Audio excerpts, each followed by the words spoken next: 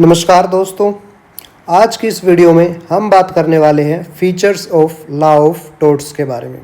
तो हमारा सबसे पहला पॉइंट है law of tort is a residuary law. Residuary law का मतलब होता है बचा हुआ लॉ।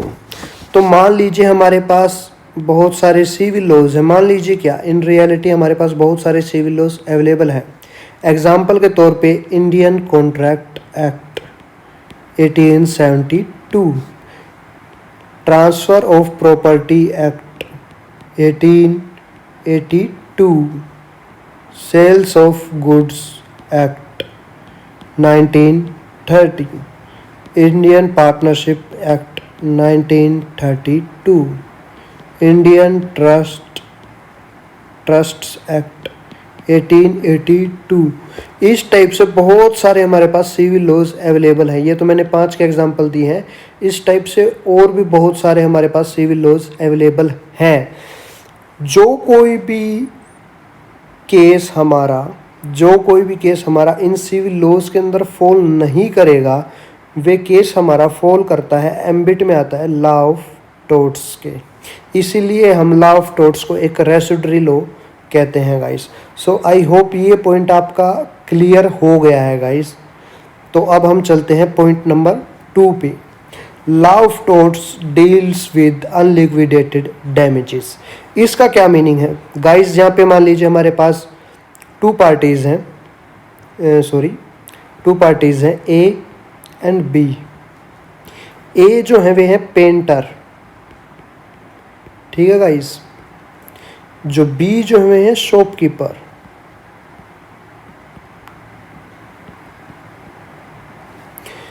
तो ए और बीच के बीच में हो जाती है एक डील, एक कॉन्ट्रैक्ट हो जाता है कि ए जो है हर महीने 100 पेंटिंग्स बना के देगा बी को, और बी जो है वे पर पेंटिंग 500 रुपये देगा ए को।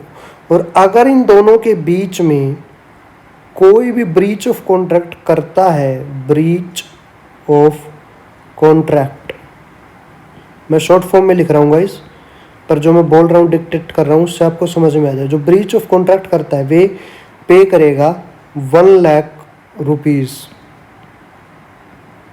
ठीक है।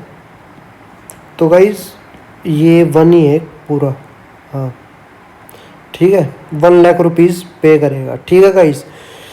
तो ये क्या है, ये सब कुछ क्या है, ये क्या है, लिक्विडेटेड डैमेजेस हैं ये। अगर मान लो यहाँ पे ब्रीच ऑफ कॉन्ट्रैक्ट होता है तो डैमेज जो होता है वे लिक्विडेटेड है, वे प्री फिक्स्ड है। और जो प्री फिक्स्ड डैमेजेस होते हैं या फिर प्री फिक्स्ड डैमेजेस के जो मैटर होते हैं वे कभी भी लॉ ऑफ टॉर्ट्स के अंदर फॉल नहीं करते हैं। इसीलिए लॉ ऑफ टॉर्ट्स डील करता है अनलिक्विडेटेड डैमेजेस के अंदर। तो आई होप गाइज आप लोगों को सेकंड पॉइंट अच्छे से समझ में आ गया होगा। अब हम चलते हैं अब हम चलते हैं हमारे थर्ड पॉइंट पे। Law of torts provides remedy for damages. Guys law of torts को तभी तो हम सॉर्ट आउट करेंगे जब उससे हमें कुछ मिलेगा, और लॉ ऑफ टॉर्ट्स जो है हमें प्रोवाइड करता है रेमेडी। क्यों प्रोवाइड करता है रेमेडी? तो हमारा फोर्थ पॉइंट देख लेते हैं। लॉ ऑफ टॉर्ट्स जो है वे बेस्ड है एक प्रिंसिपल के जिसका नाम है यूबी-जस एबी रेमेडियम। यूबी-जस एबी रेमेडियम एक लीगल मैक्सिम है जिसको मैं LM से डिनोट कर रहा हूँ गाइस। सो इस लीगल मैक्सिम का मीनिंग क्या है ये देख लेते हैं। Where there is a right there is a remedy.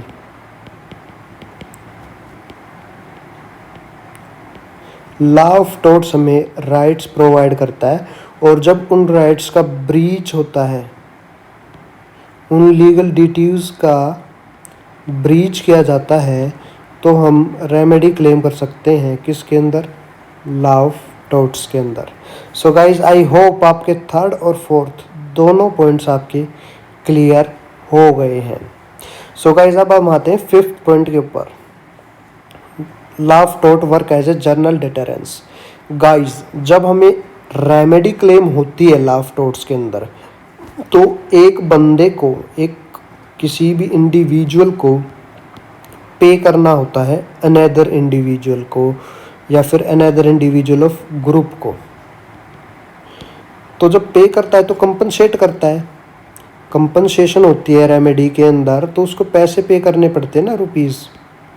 तो जब ये रुपीज़ पे होते हैं तो उसका कहीं ना कहीं लॉस होता है इकोनॉमिकली, इसलिए ये एज एन जर्नल डिटेरेंस भी काम करता है गाइस। सो अब हम चल पड़ते हैं सिक्स्थ पॉइंट के अंदर। Law of tort is a civil wrong but all civil wrongs are not tort. All civil wrongs tort क्यों नहीं होंगे? क्योंकि उसमें बहुत सारे ऐसे मैटर हैं गाइस जो स्पेसिफिक लॉज के अंदर फॉल करते हैं, जो कैटेगराइज हैं, जैसे कि Indian contract act, sales of goods act, Indian partnership act and so on and so forth. और साथ में साथ उनमें से बहुत सारे ऐसे लॉज हैं जो कि लिक्विडेटेड डैमेजेस के साथ डील करते हैं। सिविल रॉन्ग्स बहुत सारे ऐसे हैं जो लिक्विडेटेड डैमेजेस के साथ जो है ना प्रीवेल करते हैं, तो वहाँ पे जो लॉ ऑफ टॉर्ट है वे एप्लीकेबल नहीं होता है गाइस। तो आई होप सिक्स्थ पॉइंट भी आपका क्लियर हो गया है। तो अब हम चल पड़ते हैं सेवन्थ पॉइंट पे। सेवन्थ पॉइंट आप सिक्स्थ पॉइंट से ही समझ जाओगे। Breach of contract, breach of trust और equitable obligations are not law of torts. Reason इसके पीछे क्योंकि इनके लिए स्पेसिफिक लॉज अवेलेबल हैं, और इसके अलावा यहाँ पे लिक्विडेटेड डैमेजेस होते हैं, और लिक्विडेटेड डैमेजेस जहाँ पे होते हैं वहाँ पे लॉ ऑफ टॉर्ट डील्स नहीं करता।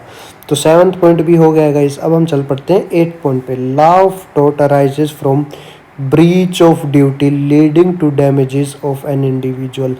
लॉ ऑफ टॉर्ट तभी तो प्रिवेल करेगा जब ब्रीच ऑफ ड्यूटी होगी। अगर किसी ने कोई ड्यूटी को ब्रीच ही नहीं किया तो लॉ ऑफ टॉर्ट प्रिवेल वहाँ पे नहीं करेगा। तो गाइस आई होप आपका 8 पॉइंट भी क्लियर हो गया है। अब हम चलते हैं 9 पॉइंट्स के ऊपर गाइस, 9 पॉइंट के ऊपर। So guys let's see our 9th point. Law of tort provides a right in rem right, but on application it applies as a right in personam. इसका क्या मतलब है गाइस? जो एग्जांपल देख लेते हैं। मान लीजिए गाइस एक ए है, ए को हर एक बंदे के खिलाफ राइट मिला हुआ है। मान लीजिए ये ए का घर है, ये जा रही है सड़क ए के घर से आगे, तो ये जो एरिया अवेलेबल है यहाँ पे गाड़ी पार्किंग करने का राइट ए के पास है, हम कॉमन सेंस से देखें तो। बट यहाँ पे कोई बी आके गाड़ी पार्क कर देता है, तो गाइज ये लॉ ऑफ टॉर्ट के अंदर हम फॉल कर सकते हैं इस केस को। तो जो बी है वे यहाँ पे गाड़ी पार्क कर देता है, फिर मान लो ए ने यहाँ पे गाड़ी पार्क कर रखी थी, कोई बी आके या इसकी गाड़ी के ट्यूब से हवा निकाल देता है। ठीक है गाइस, तो ये केस अब हम क्रिमिनल के अंदर फॉल वगैरह नहीं कर सकते और कुछ चीज़ें नहीं कर सकते, ये लॉ ऑफ टॉर्ट के अंदर फॉल करेगा, क्योंकि काफ़ी ट्रिफल चीज़ है, ये बहुत छोटी चीज़ है। ठीक है, तो इसका कंपनसेशन वे ले सकता है। तो ये जो राइट है इस तरीके की सिर्फ बी के खिलाफ अवेलेबल थोड़ी, बी ने ही हरकत कर दी ठीक है, लेकिन ये राइट तो सी के खिलाफ भी है, डी के खिलाफ भी है, एक्स के खिलाफ भी है, वाई के खिलाफ भी है, जेड के खिलाफ भी है। इनमें से अगर कोई भी ऐसे जो ना अपनी लीगल ड्यूटी को ब्रीच करता तो ए के पास राइट होता, तो ये राइट अवेलेबल है राइट इन रिम के अंदर। बट ये एप्लीकेबल जब होगा, एप्लीकेशन जब लगेगी, जब ये अप्लाइड होगा तो राइट इन पर्सोनम में होगा। अब मान लो एक्स वाई जेड सभी के खिलाफ ये राइट अवेलेबल है, लेकिन एक्स वाई जेड इनमें से कोई ऐसी हरकतें करता ही नहीं है, इनमें से कोई ब्रीच ऑफ ड्यूटी करता ही नहीं है, तो वहाँ पे नहीं लगेगी। मान लीजिए सी करता है ब्रीच ऑफ ड्यूटी सिर्फ, तो सी से ही क्लेम लिया जाएगा, तो ये जो राइट इन पर्सोनम लग जाएगा। यहाँ पे जो है ना जब कंपनसेशन लेगा तो सिर्फ सी से ही ले सकता है, फिर इसी को हम कहते हैं राइट इन रिम और right in personam. Right in rem का मतलब है राइट अवेलेबल अगेंस्ट इस specific against the whole world और वर्ल्ड एट लार्ज, और वहीं पर राइट इन पर्सोनम का मीनिंग है टू ए स्पेसिफिक पर्सन और specific individual. So I hope guys ये 9th पॉइंट आपको समझ में आ गया। तो अब हम चल पड़ते हैं 10th पॉइंट के ऊपर guys. Law of tort get developed from court decisions. जो हमारे कोर्ट के डिसीजंस होते हैं उससे ही हमारा लॉ ऑफ टॉर्ट जो है वे इवॉल्व होता जा रहा है। और एक शेप लेता जा रहा है, एक बहुत ही डिफाइंड और बहुत ही कह सकते हो आप एडवांस जो शेप होती है ना, वे हमारा लॉ ऑफ टॉर्ट्स लेते जा रहा है, क्योंकि इसके अंदर बहुत सारे कॉन्सेप्ट इवॉल्व हुए हैं जो कि इंडिया से भी हुए हैं और बहुत इंपॉर्टेंट कॉन्सेप्ट है, जैसे कि strict liability, absolute liability and so on and so fourth. So guys अब हम देख लेते हैं हमारा 11th point, law of tort originate from common law of England. ये कॉमन लॉ ऑफ इंग्लैंड यानी कि हमारा यूके से इवॉल्व हुआ है गाइज। तो हम देख लेते हैं हमारा 12th point, it is a codified law. Codified law का मतलब क्या है, इस अनकोडिफाइड लॉ का मतलब क्या है, इसके अंदर नंबरिंग नहीं है, इसके अंदर सेक्शंस या आर्टिकल दे के नंबरिंग नहीं है। वाइल दो अगर आप हमारे आईपीसी को देखते हैं या फिर अब हम कह सकते हैं उन्हें भारतीय न्याय संहिता, भारतीय नागरिक सुरक्षा संहिता, भारतीय साक्ष्य अधिनियम वगैरह को अगर हम देखते हैं तो हमारे पास वहाँ पे कोडिफाइड लॉज हैं, उसके अंदर सेक्शंस अवेलेबल हैं। अगर हमारे कॉन्स्टिट्यूशन को देखते हैं तो वहाँ पे भी आर्टिकल्स अवेलेबल हैं, इसलिए वे कोडिफाइड लॉ हैं। लॉ ऑफ टॉर्ट के अंदर ऐसी कोई नंबरिंग नहीं है, इसलिए हम इसको अनकोडिफाइड लॉ कहते हैं गाइस।